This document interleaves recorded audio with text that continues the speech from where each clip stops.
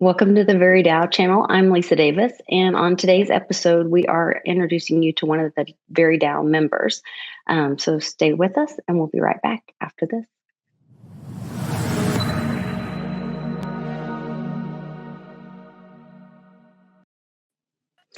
Welcome to the Very DAO channel, Ned. We're so glad to have you. So we want to introduce you to the community, let them know a little bit about the what we're doing at the DAO and why you chose to be a part of it. I wanted to start off just asking you kind of when you first heard about Very and what led you to choose that coin or project to be part of your portfolio. Sure, yeah. So first of all, I'm admin from the Veritaseum main room. Also, I'm part of the Very DAO group. I got interested in Veritaseum because since 2006, I've been very interested in finance, actually stock markets and value investing. Always finding opportunities with the next stock to buy. So also analyzing company balance sheets. And with time, I understood how the financial system as we have it is actually very centralized and having many points of failure. So when I heard about Veritaseum, that was 2017. I haven't participated in the ICO, but I was starting to learn basically what Reggie was offering. And it took me some time to understand what kind of solution he was offering, but I knew that it was the next big thing for the financial system because we need to transition from a very centralized model into more decentralized and more robust also, because peer-to-peer finance is not just about cutting costs, which is a big thing, but I think the primary reason we should transition to this kind of peer-to-peer financial system is mainly for security, so cybersecurity, and also having full control on your assets, so resolving the issues of counterparty risks. So that's what intrigued me about Veritaseum. It took me about 1 year to really understand the implications or the ripple effects of the world adopting this technology. And I'm very excited with the developments, and that's why I'm here interested in Veritaseum and in what Reggie is doing. So the Very DAO is basically it's a self-organized group of token holders. This is in reaction to the SEC lawsuit that took place in 2019. So basically, because of the lack of clarity from the SEC, we token holders, we were unsatisfied with the lack of information from the SEC. So we, as a reaction, we have thought that basically by forming a DAO collective, we would best represent ourselves and our interests, and also anyone interested in Veritaseum has a way to basically have better access and interaction with the company, with Reggie. Wow, that's a great answer, Ned. That's a lot of detail there, a lot to unpack. But I'm sure our viewers are already engaged in learning more about you. But I think that the next question really that naturally leads in is like your own background. Like, where do you see your skill set, both as being an admin to the Very DAO or the Very channel on Telegram, and what do you think your role is as far as your contribution to the Very DAO? Well, my main interest is finance and economics, so macroeconomics, geopolitics. I'm not such a geek or a techie, So that's one aspect which I have to improve more. But I could say my best skill is mainly about finance and looking at things more like holistically. And so I have many interests on many things. So I think my strongest strength, to say, it's the ability to look at things from a bit different perspective than what most people read or say in chat rooms or in the media or YouTube. So I think that's one of the ways I can contribute. Well, also as an admin in the chat, I know I see you educating a lot of people in the Veritaseum official chat. Yeah, I always try to, let's say, I try to remember people that it's a financial tool. It's not just a crypto. So I want to basically keep people grounded and always think in a more practical way, and always ask yourself that our current system is a banking system, and you have to understand how that works before you offer them the next solution or the very tech solution. Absolutely. I think that understanding that in order to build a new system, you have to tear down the old. So I think that you're absolutely right there. But I've noticed that you've been very active in the chat rooms a lot about in the world of commodities. That seems to be a strength for you. Can you expand upon that and what your relation is to the commodity market, and maybe how Very might be applicable in that space? Yes, so my interest in commodities is because I have a background in oil and gas industry. I actually worked in the oil rigs, so that's how I first started to understand about commodities. It was first by understanding energy and how oil is basically it's the main engine of the economy. It's basically, my opinion is, oil drives the economy, not the other way around. So oil, I mean energy, so also natural gas and any form of energy. So commodities, basically, I started to understand that even more by understanding how the monetary system works, how sound money really works. So it's when you talk about finance, when you talk about energy, it's always good to have knowledge of both, because I see there are many bright people, many bright financial analysts, but they are like focused only on one thing. They are either very specific analysts of the commodity sector or very specific analysts of mining sector or just about energy. So I think what people should do is try to combine all this if you want to really understand what's going on in the world. And I think that the financial system, the fiat system as we know it, is failing also because the energy system has some issues. And we can, especially during these times, look at things and understand that we can see there are big issues with the energy market, especially for Europe. And this, we could say the war somehow was triggered by these issues from the energy market. So I think if you want to really understand the whole picture, you have to integrate an energy, commodity, and the financial system, the old financial system, but also the next one.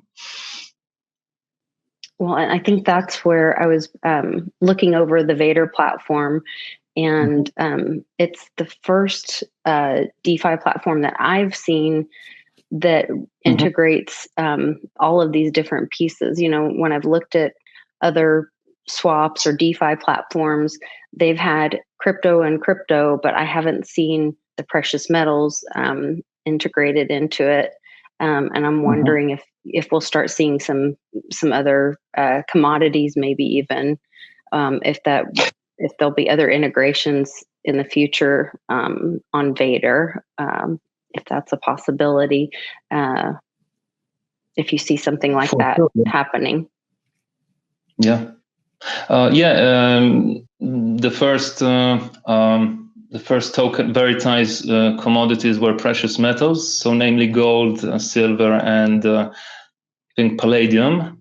And I think so that was the first use case of Veritase assets, and they've been a working product, working crypto product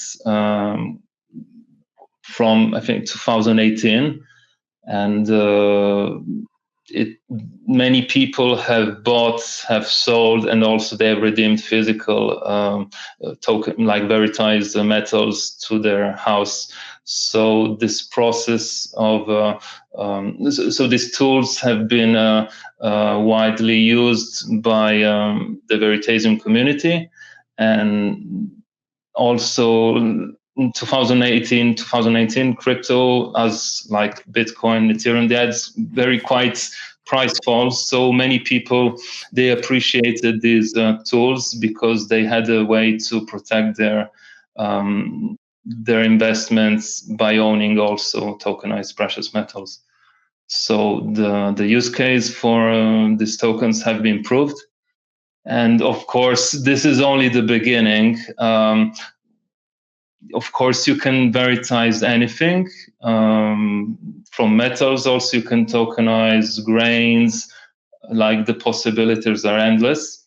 I think what many people haven't thought about much is like take, for example, tokenized metals. You can use the potentially you can lend those tokenized metals to someone else. So if you own physical gold or silver, you basically don't receive any income. But thanks to tokenized assets, you have the option to lend them and and receive an income from that. So I think that positive income is going to be a huge drive interest from Wall Street into owning more precious metals. Ned, that's a good explanation, but I want to explore a little further because, as you said earlier, it took you a long time, about a year, to fully understand Veritaseum and the applicability of the platform. How do you see this, like for the average user? How would you introduce this platform? How would you try to explain it? Because the world of finance is complicated, as is commodities. How do you see Veritased assets applying in a future decentralized economic tool like this? Well, as with everything, first the person has to have interest and want to know. He wants to diversify his portfolio. He wants to, first of all, question the system, and then maybe people now understand that inflation is out of control. So people they start to realize that inflation is eating up their purchasing power. So from that. One, I think the question now is how do they know where to access to this kind of products? So this is a question of adoption and word of mouth, in my opinion. But I think the assets was a working product also during 2020, but now the focus of Veritaseum is on the IP. So Ned, so you don't. Sorry to interrupt there, Ned, but if I could follow up with one question. Do you see this as a platform much like the world of cryptocurrency has learned about asset-backed lending in the last couple of years with platforms like Celsius and Nexo and others? Do you see this being a similar type tool that you can now tokenize your assets that were otherwise illiquid, and now you have more liquidity in the market? Potentially, yes. It's a question also which jurisdiction we talk. I think it depends a lot from many parameters. Depends also who is your client, his area of his business area. So in case of tokenized assets like tokenized metals, I think this is it's going to be quite widespread worldwide, internationally, because it's quite an easy business to implement on that scale. Ned, I'm curious, what do you see as the best solution for Veritasium partnering with other cryptos or legacy finance for moving forward in this space, and maybe not going down the lawsuit rabbit hole.